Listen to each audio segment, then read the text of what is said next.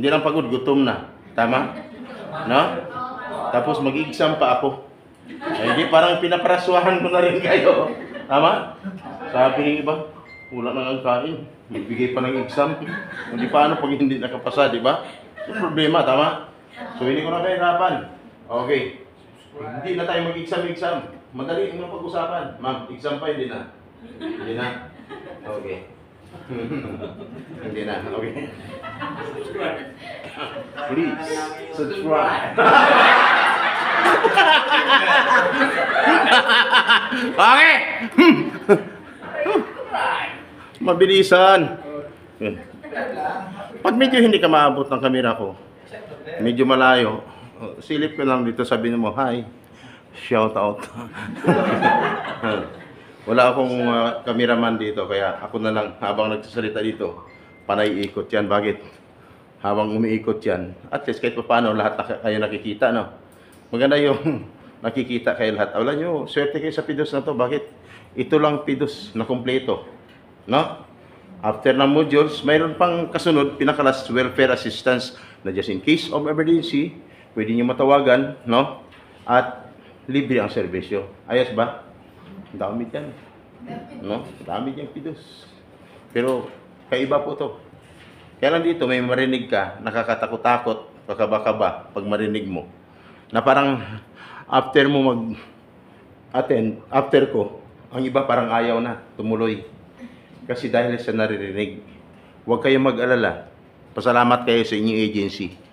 May marinig man kayo na ditong parang katakot-takot, pero yan dapat ay malaman ninyo. Bakit? Maraming batas na alamin ang isang OFW bago umalis. No? Hindi lang basta makapag-PIDOS, makapag-avail ng certificate, no? Tapos hanggang doon na lang. Dapat hanggang pagdating sa labas ng bansa, no? Maihanda mo ang sarili mo, tama? Dapat handa ka.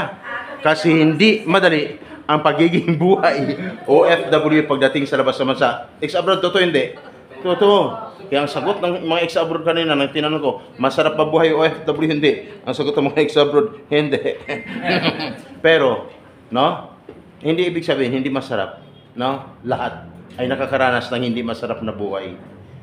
No? Lahat, hindi lahat. No? Ma'am kayo, naranasan mo na ba yung buhay na masarap? Hindi lang sobrang hirap, sakit, pero masarap naman. Naranasan mo na ba, ma'am? Hindi pa. Naranasan mo na. Mabuti naman naranasan ni ma'am. Sobrang hirap, sobrang sakit na buhay, pero sobrang sarap naman. Totoo? Kasi sarap pag kumikita ka na. Hirap pag paalis ka pa lang ng Pilipinas, airport ka pa lang, diyan mo na maramdaman yung sobrang hirap at lungkot. Tama? Pagdating mo sa labas ng bansa, yung mag-umpisa ka ng work, kay first timer ka naman, no? Mag-umpisa ka na ng work, parang umaalaala mo yung mahal mo sa buhay, no? May gumugulo sa isipan mo. Kasi matagal mo na silang hindi makikita. Abuti ng 2 taon. Ay paano kung nagustuhan pa ang performance mo? Hindi lang 2 taon, 3 taon, 4 na taon. Kung ilang taon ka pa mag-extend doon. No?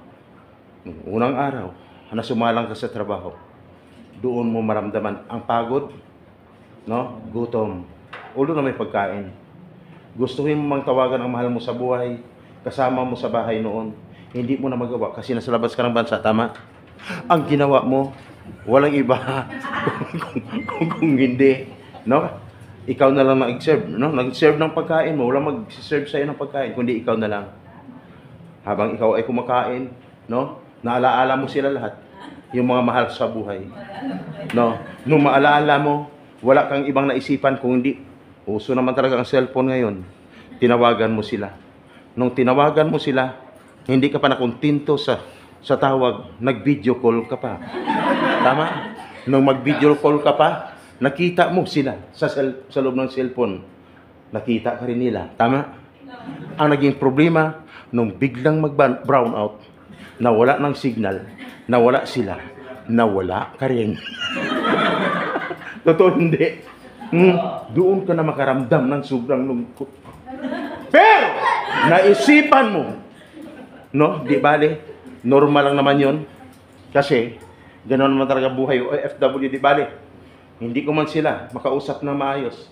Ipagpatuloy ko na lang ang aking pagtatrabaho hanggang sa matapos ko ang isang taon, ay isang buwan na pagtatrabaho, ang kasunod nito, tatanggap na ako ng sweldo ko.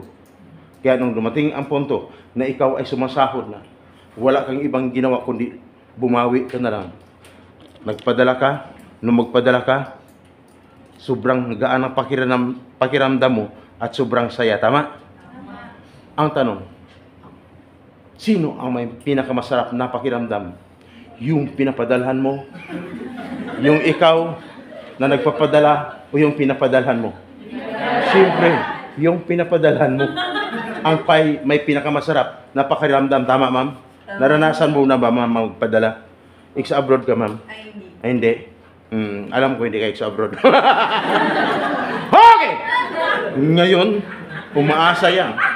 Kung bakit may pinakamasarap sila na pakiramdam kaysa inyo. Kasi bakit? Habang binibilang ang padala mo, habang binibilang pa lang, karatatanggap pa lang, mayroon papasok sa kanilang isipan. Pumasok sa kanilang isipan habang nagbibilang ng padala mo, ito. Wow, may kasunod pa to. Tama? Ganun yun. No? Kasunod pa to. Kaya wala pa nga, mag-15 days pa na nga. Na? Ano nangyari? Kinunta ka naman. Tatawag naman sa'yo. Padalhan mo naman kami, mayroon pa ba? O mayroon na ba? Sabihin nyo, ang sahod namin dito, every end of the month, kami makatanggap ng sahod. Ang sagot sa'yo, ay wala na eh. Ang padala mo eh. Di ba? Mas marunong pa yung mahal mo sa buhay. No? Kinukulit ka ng kinukulit. Hindi pa natapos ang isang buwang pagtatrabaho. Doon naman naramdaman mo ang unti-unting sama ng loob. Kasi ikaw nagpakahirap, sila nagpapakasarap. Tama? Dahil sa kakulitan, wala pang ang sahod. Ang ginawa mo, tuwing na mag-ring ang cellphone, tinataob mo na lang at inuupan mo na. Bakit? Kasi, no? Nakakainis. Kaya ang iba dyan, hanggang sa matapos ang 2 taong kontrata, ang nangyari, naghiwalay pa sa kanyang, nakipaghiwalay pa sa kanyang asawa. Katulad dito nung nakarang araw, sir, hindi siya ang nakipaghiwalay. Yung OFW minsan, nakipaghiwalay sa kanya. Yung asawa niya, household worker sa labas ng bansa. 4 na taon pa lang, hindi man lang nakaranas sa magpadala sa pamilya, may 2 anak. Bakit? Nagkasakit kasi siya. Nung magkasakit siya, siyempre nagpagamot siya. Nung magpagamot siya, may doktor siya. Ay di ginamot siya ngayon.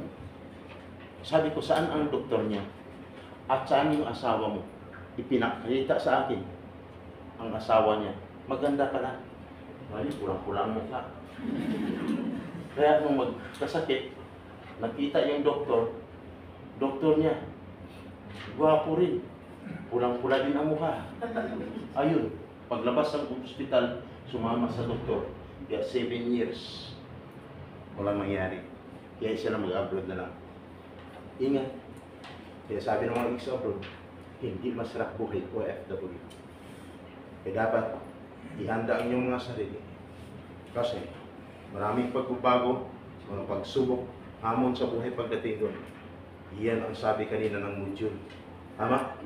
Na kailangan ihanda mo ang sarili mo sa panibagong hamon, pagsubok na kakaharapin pagdating sa labas ng bansa. No?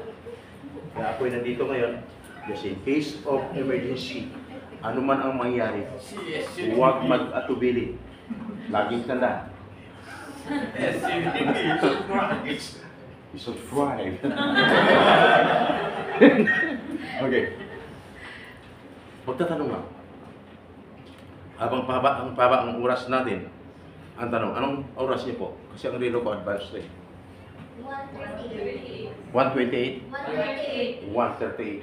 Ang oras sa buong kapuluan. Ang una, 38 ng hapon. Hoy! Tuloy-tuloy! Lahat ba ay nakapag-sign na ng kontrata? Okay. Sino nakapag-sign na ng kontrata? Taas yung mga kamay. Thank you. Nakapag-sign. Sinong hindi pa nakapag-sign ng kontrata? Taas yung mga kamay. Mas marami ang hindi nakapag-sign ng kontrata. Pero kung mayroong tumataas ng kamay, nakapag-sign at hindi, mayroon talagang hindi tumataas ang kamay. No? Ang tanong ko sa hindi tumataas ang mga kamay, ano kayo?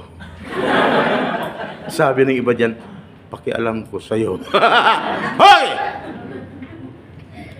Mr. Sam, bakit ka na nagtanong? Gusto ko lang malaman. Dahil alam ko na, may nakapag-sign ng kontrata, mayroong hindi. Pag-usapan natin ngayon batas. No? At dapat sisiguraduhin mo, safety ka. No? Sa pinasukan mo ngayon. May taga-agency ba dyan? Kung may taga-agency dyan, no, huwag kayong maglala. Itong ginagawa namin, para lang, for the sake of OFWs, hindi lang OFWs, pati sa inyong mga agency. Bakit? Ayaw namin ang OFWs kulang sa kaalaman. Pagdating doon, kunting problema, uwi na lang agad ng Pilipinas dahil walang alam. Tama? Dahil walang alam, sino naapektuhan? Hindi lang OFW, pamilya, pati agency apektado. Kaya kung bakit ako nagtatanong kung sino ang nakapag-sign ng kontrata o hindi. Kung kanina, ang excitement mo is 100%, tuwing may nangyari sa'yo, magbawas ako ng 20%. 5 times po yun. 5 times. 5 times 20, nabawasan ka. Equals 100. Ay kung excitement mo 100 lang, walang matitira. Tama? Kaya ako'y magtatanong mamaya, kung lahat may nangyari sa iyo na hindi maganda, tatanungin kita, tuloy ka ba o hindi? No? Kaya ang sagot mo sa akin, either tuloy lang o hindi. Ayos? Nakaready na? Doon lang tayo magpupokus. Ayaw ko na mag-exam para ayaw ng di ba? Para hindi na tayo matagalan pa. Okay? Mabait kasi ako. Okay, nung magtanong ako, batas ang pag-usapan natin. Lahat ay naayon sa batas.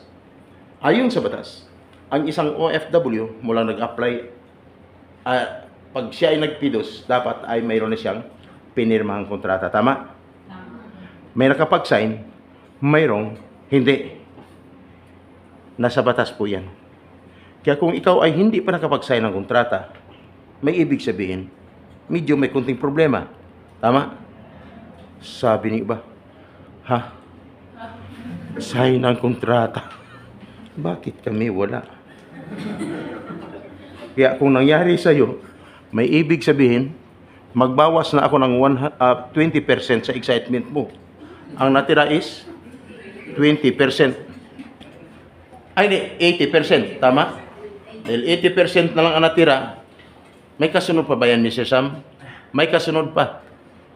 Dapat, hindi siya nakapag-sign ng kontrata. Dapat, after ng pagpidos, dapat siguraduhin makaalis na. Bakit? Nasa batas. Ang isang OFW, mula nag-apply siya at nambisahan, dapat. Tama ba dapat? Dapat siya, 60 to 90 days prior, dapat wala na siya sa Pilipinas. Ang ibig sabihin, 2 buwan hanggang 3 buwan mulang nag-apply ka at nambisahan, dapat wala ka na sa Pilipinas. Dapat nasa labas ka ng bansa, at dapat kumikita ka na ngayon, at dapat wala ka na ngayon diyan sa iyong inuupuan. Sabi ng iba, ha?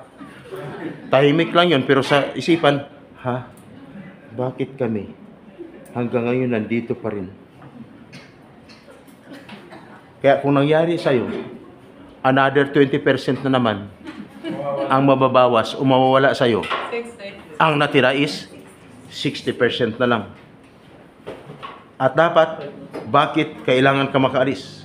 Kasi yung iba, hindi na nakapag-sign ng kontrata, no? Ang iba niya nakapagbayad na ng placement fee. Tama? Pag nagbayad ng placement fee, ang salary mo is 20,000. Sa mga household, walang placement fee. No? Pag nagbayad ka ng placement fee, ang salary mo is 20,000, magkano dapat ang maging placement fee? Dapat equivalent of 1 month salary. Tama po ba? Oh. Sabi ng iba dyan, tahimik lang. Ha? 1 month salary? Bakit sa akin sobrang laki? May ibig sabihin, another 20% naman ang mababawas sa'yo. Ang natira is 40% na lang. Ang sabi diyan ng iba, tahimik lang. Bakit kami sobrang laki? May ibig sabihin, bawas na naman ang excitement mo ng 20%. Ang natira is 40%. Ang iba kasi sumisigaw pa, sir kami. Sobrang laki gawin ito. At pag nagbayad, saang lugar? Sa Jollibee? Sa Chowking? Sa McDo? Sa Max Mall? Hotel? O restaurant? Wala sa nabanggit ko na lugar. Dapat sa loob ng agency. Sabi ng iba dyan, tahimik lang. Ha? Agency? Bakit kami Jollibee? No? Dapat wala sa nabanggit ko na lugar. Dapat sa loob ng agency. Tama? Sabi ng iba dyan, sir, kami sa Gcash. Kaya kung nangyari sa'yo, another 20% ang ibabawas ko. Ang natira is 20% na lang. Ha? Ha? Parang biro, no? Parang biro lamang dumating ka sa Pidos na hindi ko alam ako'y may mapapakinggan. Ha? Ma'am. Okay! Dapat sa loob ng agency. Nung nakaraan, papuntang Pulan, ang matindi, itong dalawang teacher, no? Papuntang Korea at Japan. Magkano binayan? 280,000 bawat isa. Guys, 280,000. Nag-resign sa pagka-teacher, magtrabaho as fruit picker. Ano? Walang diskriminasyon sa edad, no? Basta, magkapagbigay ka ng placement fee, 280,000, walang problema. Ang nangyari, matapos ang transaksyon sa online, pinakita pa ang kanyang bahay sa Las Piñas. Dito ako nakatira. Kaya anytime na mag-follow up tayo, matapos lahat ng requirements nyo, pag nakumplito na lahat, pagbayad na kayo ng placement, follow up niyo ako dito. Dito ako. Itong bahay ko. 1 month after, nag-follow up. Kung kailan makaalis, hindi na makikita doon sa kanyang bahay na tinitirahan. Kasi nangupahan lang pala. Ang kawawa, yung mga aplikant ng mga teachers. Pero mo, 10 years, 15, 20 years experience as teachers. Tapos ganun lang mangyari. May teacher ba dito? Meron? Meron wala? Dali na lang. Medyo may alikabok. Punasan ko dito.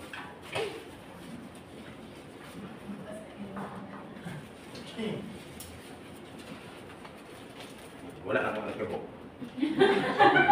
Magaling siya ni ilong ko. Malakas kasi, no? Yan, yung project ko. Ngayon! Nung mag-follow up, wala na. Ano nangyari? Guys, baon sa utang yun. Hindi pira nila yung inutangan. Sinundan ng 2 book ng mga applicants from Batangas, ha? Pulan, ha? South Africa, Malaysia, Japan, Czech Republic. Magkano? Maliit na naman yun. 178,000 na naman bawat isa. Sa 20 sila times 178, magkano? 1,000. Ay di, instant millionaire. May higit 3 millions, no? Ang nadali. Hindi na rin nagpakita. Sabi ko sana noon pa lang, nung tuloy-tuloy pa ang transaction, dapat alam ko na. No? Kasi kung nalaman ko lang, hindi pa sila nagpagpidos dito, sana matulungan, mabawi ang pera. Wala eh. Wala na eh, at large. Kaya dapat ingat. Dapat, pag nakipag-transaction ka sa loob ng agency, sa loob ng agency, lahat ng transaction. At dapat, pag nagbayad, ay mayroong kaukulang resibo. Sabi ng iba, ha? Resibo. Bakit kami wala? Kaya minsan, mahuhuli mo talaga sa akto, sinisiko yung katabi niya. Ikaw, may resibo ka ba? Sabi ng isa, bakit ka nagtatanong? Siyempre, mayroon ka ba? Wala nga eh. Pareho tayo walang resibo. Kaya dapat may resibo. Kaya kung nangyari sa'yo, another 20% ang ibabawas ko. Sa 100% na excitement mo, ubos na. Kaya kadalasan, mga nagpipidos dito, no? Mga nagpipidos dito, no? Hindi ko lang alam. Unti-unting lumalabas. Katulad nila. Akala mo magsi-CR lang. Ngayon pala, tatawag na doon sa nag-record sa kanila. Ano? Tatawag na. Ano ma'am? Bakit? May alam pa kayong papidos-pido sa amin? Wala naman kaming pinirmahan na kontrata. Ma'am, tapos ilang taon na kami buwan nag-apply, nandito pa rin kami. Ma'am, ang lupit. Kinukuha niyo pa kami ng pera, walang resibo. Ayun. Tatawag na yun. Hirap, no? Mr. Sam, bakit alam mo yung mga ganun? Kasi yan ang trabaho ko. Mula noon hanggang ngayon. Sa loob ng 2 dekada na po, guys, wala pa tong pidos dito. Pidos doon. Pidos doon. Pidos doon. Wala pa to noon. Yung hotel, hindi yan Lotus dati. Wala pa yan. Yung